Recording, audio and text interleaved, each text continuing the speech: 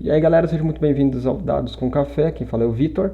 E no vídeo de hoje a gente vai voltar para o nosso script Python e a gente vai executar ele de novo. Só que agora, ao invés de a gente executar ele chamando o Python, propriamente dito, a gente vai fazer isso através do Docker, né? Faz todo sentido, uma vez que a gente já está trabalhando utilizando o Docker Compose. Então vamos pegar e utilizar apenas o Docker para poder fazer isso, né? Eu não vou explicar basicamente com muitos detalhes as coisas que a gente vai fazer aqui agora, mas vou dar uma premissa bastante interessante, né? Que já é, por exemplo, o mínimo que você precisa saber para você poder começar a utilizar o Docker e ter ele no seu ambiente de trabalho. Assim como você tem, por exemplo, o Sourfry, tenho certeza, lá na sua cozinha. Que hoje eu fiquei pensando, cara, se alguém souber como fazer café na Airfryer, puta que pariu, manda pra mim que, que eu vou ficar muito feliz. Beleza, vamos lá. Então aqui agora eu tenho, né, o banco aqui conectado. Deixa eu ver como é que tá o banco aqui. Tá, não tem dado nenhum, mas de qualquer forma eu vou deletar essa conexão, certo? Com o Docker Compose dar o "-v" e subir ela de novo. Então aqui, como eu estou subindo ela e aqui eu defini para que o Docker Compose utilizasse esse create table ao invés do McDonald's HealthDB, certo? Então ele vai recriar o banco. Vamos conectar de novo aqui para poder ter certeza de que ele vai vir certinho, né? Ele vai recriar tudo, mas ele não vai executar aquele script que vai usar o dump, né? Ele vai executar o script do create table, não desse aqui. Esse aqui ele é o dump do nosso banco de dados. Esse aqui é simplesmente a criação da tabela. Então aqui ele vai ter, mas a tabela vai estar vazia, que é o que de fato acontece aqui. Beleza? Então, como é que a gente consegue utilizar isso através do nosso Docker Compose, através, perdão, do nosso Docker? Então, vamos lá. Aqui dentro do nosso repositório Python, a gente vai criar o nosso Dockerfile.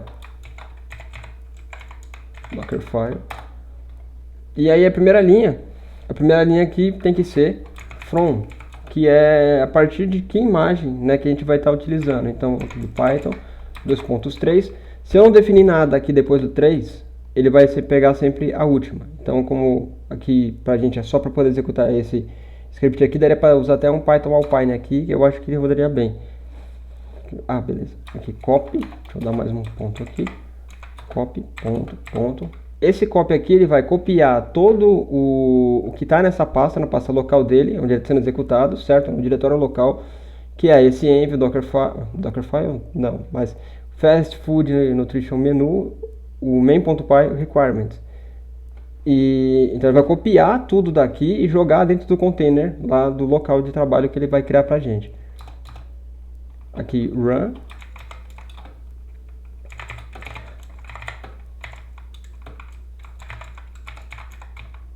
.txt. Esse run, ele acontece somente no momento do build. Então, assim que a gente vai estar fazendo o build para poder criar a nossa imagem em Python, certo? Que vai executar o nosso script.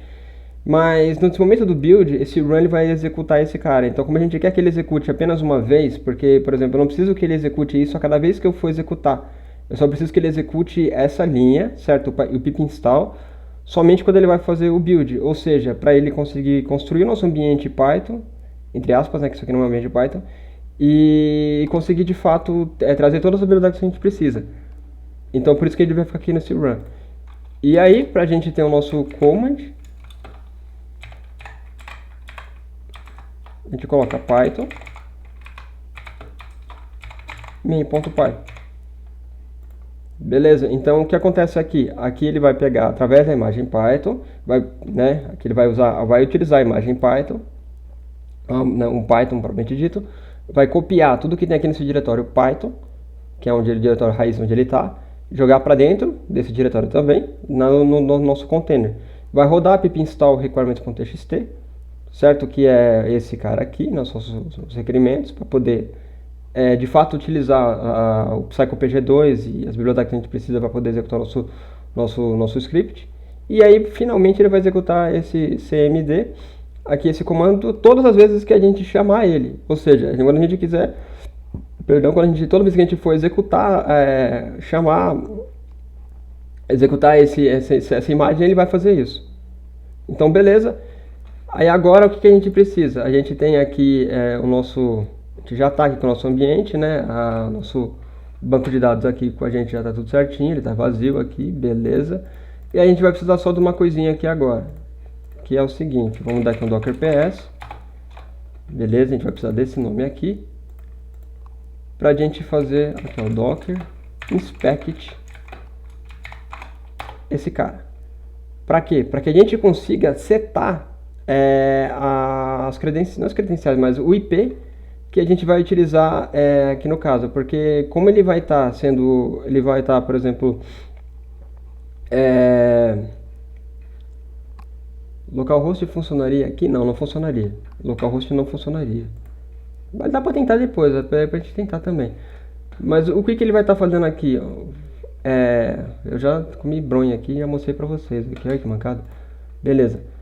Mas o que vai acontecer aqui? Esse cara aqui, que esse IP que a gente tem aqui, que ele vem daqui, o nosso IP address é o IP do nosso container aqui, certo? Então a gente vai utilizar esse IP address aqui como nosso host aqui. Então localhost aqui não vai funcionar. Localhost funcionaria se eu estivesse utilizando dentro, né? Se eu tivesse com o nosso Docker.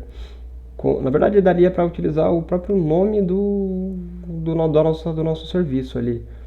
Olha, agora tá certo, mas quando eu fizer o nosso o vídeo explicando como fazer, detalhadinho certinho, aí eu explico melhor isso aqui. Mas beleza, então aqui no nosso env aqui eu vou estar passando as credenciais, ou seja, esse dbname aqui, McDonald's FDB, é o banco de dados que foi criado. Cadê? Aqui no nosso create table, certo? Ele criou esse banco de dados. Bacana. Nosso usuário e senha, que são os usuários e senhas que estão definidos aqui no nosso Dockerfile. Cadê? Nosso Docker Compose, perdão. Que é aqui Postgres, né? Beleza. Então, tranquilo, aqui a gente tem todas as credenciais que a gente precisa. Bacana, vamos lá aqui agora. E aí o que a gente vai ter que fazer agora é simplesmente buildar esse cara que a gente criou, certo? Para criar essa imagem do Docker, dessa imagem aqui nossa que vai utilizar esse comando e depois executar ela propriamente dita. Então vamos lá. Nós precisamos estar na pasta onde o Dockerfile vai estar, certo? Aqui tudo e os nossos arquivos que a gente vai precisar. E aqui a gente vai dar um docker build menos t, que é para a gente setar um nome da nossa imagem. Então vamos lá, vamos dar um insert Postgres ou to Postgres, que é simplesmente isso que ele vai fazer, e ponto, que é o local onde está o nosso Dockerfile, e esperar. O que ele deu? Ele não pode ser vazio? Ué, por quê? Como assim? Ele não está vazio. Acho que eu esqueci de salvar. Esqueci de salvar. Então beleza, ele vai demorar um pouquinho aqui, como eu já tinha feito isso, essas imagens aqui já existem, tudo, ele não vai demorar muito. Tranquilo, beleza, agora que a gente fez, o que a gente vai precisar fazer agora é rodar da nosso Docker Run. Então vamos lá, dar um Docker Run insert to Postgres.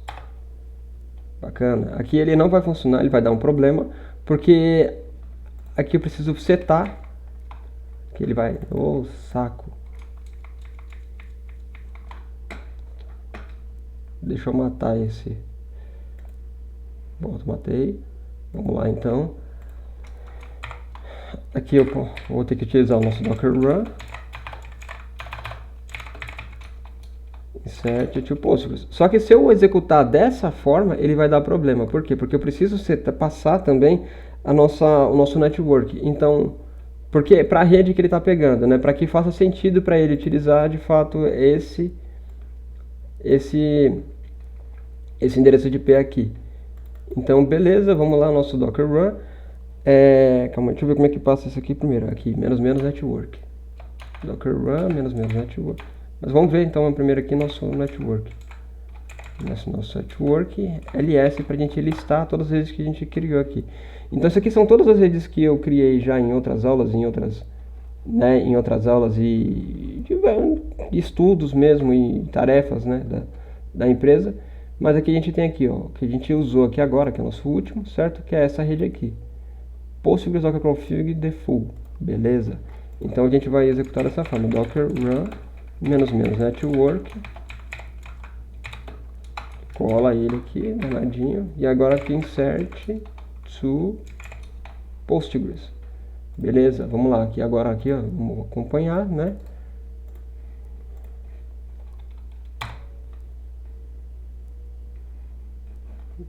e está inserindo os valores aqui. Então ele vai aumentar com o tempo. Pronto. Então é isso. Aqui vocês viram que a gente não precisa de muito conhecimento, né? De fato, eu vou explicar melhor em outras aulas, que a gente vai ter um pouco mais focado no Docker em si, né? Mas com apenas isso a gente já consegue ver o ganho que a gente consegue para poder executar nossos scripts, né? Nosso ambiente de trabalho, por assim dizer. Então, por exemplo, eu posso criar esse repositório aqui e simplesmente dar um passo a passo para a pessoa para que ela execute né, os passos ali para utilizar, fazer o build e tudo, executar esse projeto. Mas aí no caso, poxa, mas ela não vai precisar ter o Python na máquina dela, não vai precisar ter sabe, instalar as bibliotecas específicas do Python ali, tudo não vai. Você só define aqui certinho o requirements aqui dentro, o script ser bem escrito. Outra coisa aqui, percebe que aqui nesse caso eu vou estar utilizando até mesmo as variáveis de ambiente, olha que bacana. Ou seja, eu estou usando até o próprio Python decouple aqui, certo? E consigo manipular bem. Então, até nisso, a gente consegue ter ganho, né? A gente não tem que trabalhar aqui as variáveis de ambiente de novo, tudo é muito, muito simples. Então, e aí você imagina, poxa, a pessoa pode pegar e ela vai utilizar isso no Linux, que todo Linux tem Python. Ela vai rodar isso no Windows, que o Windows geralmente não tem Python. Ela vai rodar no Mac e tudo simplesmente com Docker, porque com o Docker, se funcionar na minha máquina, funciona em qualquer lugar. Certo? Beleza, galera? Até a próxima. Como é que fecha aqui? Fechou!